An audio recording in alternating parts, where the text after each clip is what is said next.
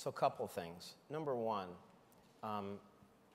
it's good, we're talking about this IPAB issue, the independent board, because in the president's plan, which was not just not a speech or press release, but a plan, we put out levels of detail that included saying that in 2018 and beyond, we actually would tighten our focus on Medicare growth by saying that where it was above GDP plus 0.05 per person in Medicare, that the IPAB would look for additional savings. So first of all, we're having this discussion now about our plan because we have put out significant details.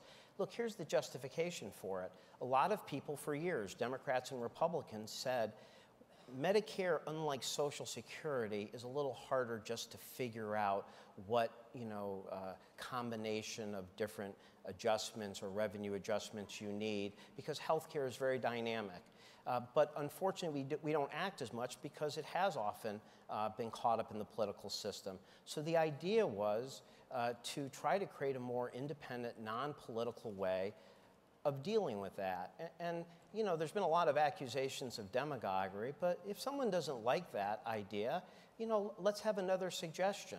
But the basic idea of bringing more expertise into our system, more independent expertise to help adjust Medicare as we learn more about quality and delivery system efficiencies in a way that doesn't have to go through two houses of Congress all the time, doesn't have to be subject to all the politics, was, I think, a very well-intentioned and, I think, smart idea. And if it's not the best idea, then let's hear something. I think one of the most unfortunate things going on right now has been the complete politicization of the Affordable Care Act. President Obama does not sit around and say, boy, we're going to defend every little thing that we've done to the T. He would welcome constructive criticism or comments about how we could do things better.